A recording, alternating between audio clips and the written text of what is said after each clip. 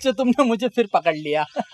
मैंने तुमसे बचने के कितने प्रयास किए, पर तुमने आखिर में मुझे पकड़ ही लिया।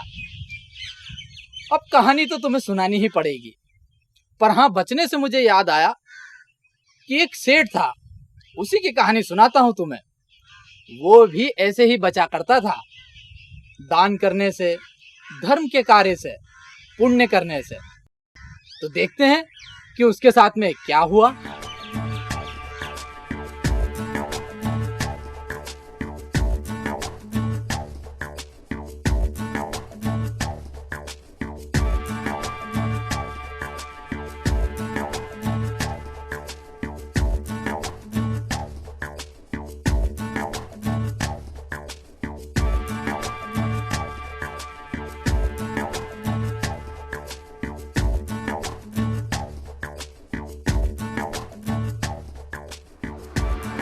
अरे मुनीम जी, ये कोई आने का समय है और सारा हिसाब किताब भी गलत है जी। वो स्वास्थ्य खराब था ना, तो गलती से हो गया। मैं अभी सब ठीक कर देता हूँ। अरे भाई, पर आज आने में इतनी देरी कैसे हो गई? मंदिर गया था।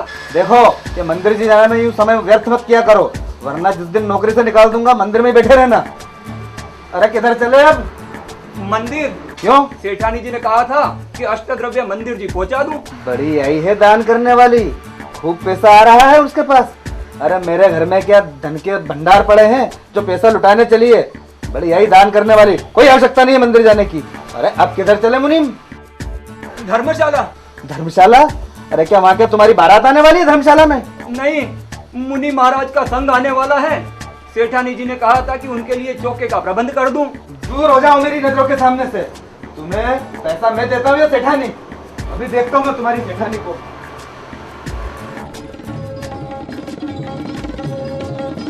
आप तो दान पुण्य करते नहीं, और मैं करती हूँ तो आपको बड़ा बुरा लगता है। क्या होता है दान पुण्य से? क्या होता, मुझे भी तो समझाओ। आप समझते क्यों नहीं? धर्म से विमुख होकर कोई रह सकता है? अरे मुझे मत समझाओ धर्म कर्म की बातें। एक बार कह दिया सो कह दिया। मेरे पास व्यर्थ का धन नहीं है इन कामों के लिए।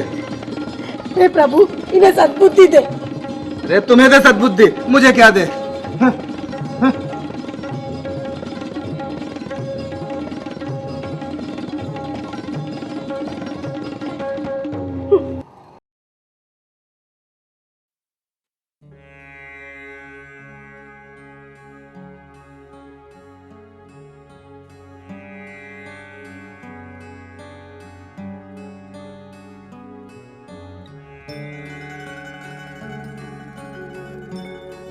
अरे सुलोचना, आज सवेरे सवेरे? अरे चंदना, नगर में मुनि संग आया है, मैं तो उनके दर्शन के लिए जा रही हूँ। चलो तुम भी चलो, तुम भी धर्मराज ले लो। नहीं, मेरी तो इच्छा सेठ जी के साथ जाने की है। सेठ जी के साथ? जब तक तुम्हारे दर्शन हो चुके।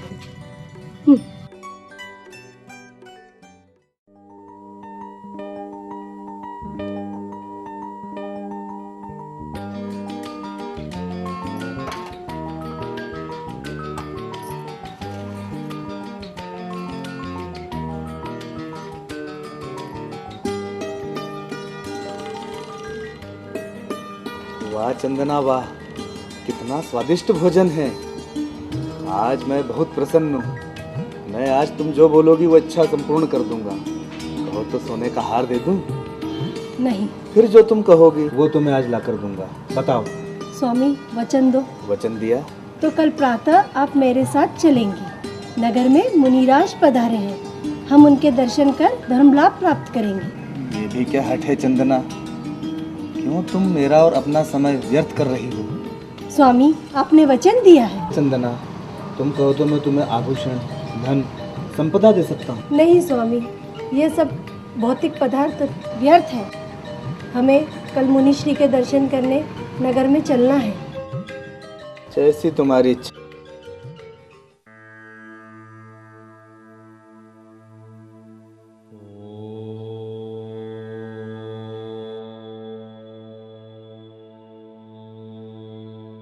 नमोस्तु।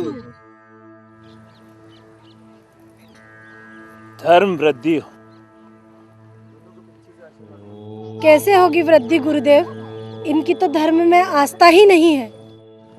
क्या बताएं, समय नहीं मिलता। सेठ जी, मंदिर तो नियम से जाते होंगे ना? गुरुवर, समय ही नहीं मिल पा रहा है। सेठ जी, जीवन में एक नियम तो अवश्य लेना ही चाहिए। मंदिर जी जाकर नियम पूर्वक दर्शन करना ही चाहिए। यही तो बता रहा हूँ गुरुदेव, व्यापार व्यवसाय में इतना व्यस्त रहता हूँ, समय नहीं मिलता है। अच्छा सेठ जी, आप किसी भी वस्तु के एक बार जरूर नियम पूर्वक दर्शन करें।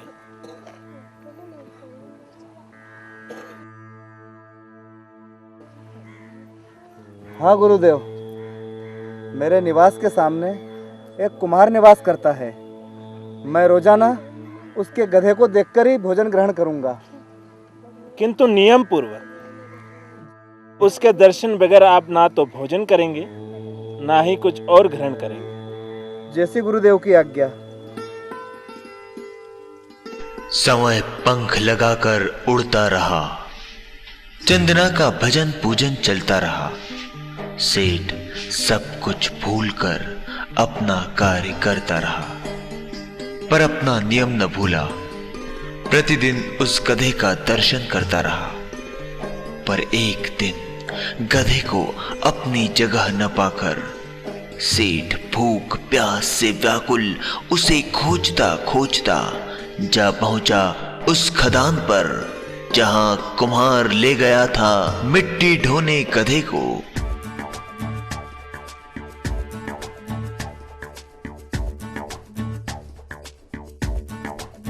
अरे भैया, क्या तुमने गधे को देखा है क्या? हैं? मैं गधा हूँ, तुम गधे हो, हम सब गधे हैं। कौन सा चाहिए?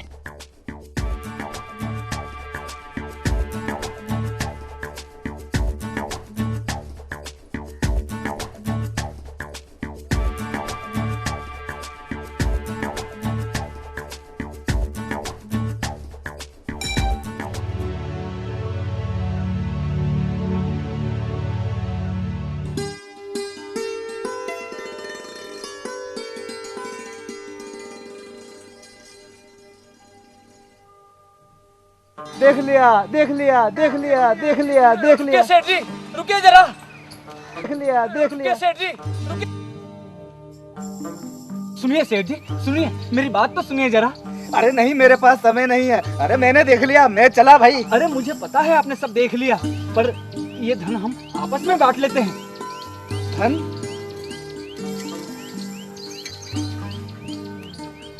ये लीजिए सेठ जी, ये लीजिए। हे प्रभु, मुझे आज तक व्यापार में इतना धन एक साथ प्राप्त नहीं हुआ, लेकिन आज एक त्रियंज के दर्शन करने का नियम पालने पर अपार धन की प्राप्ति हुई। अगर मैं अपना सारा जीवन वीतराग प्रभु के दर्शन का नियम लूं और अपना जीवन जिन शासन की सेवा में अर्पित कर दूं, तो मेरे सारे भाव तर जाएंगे। हाँ, अब मैं और चंदना अपना शेष जीवन धर्म की सेवा में व्यतीत करेंगे।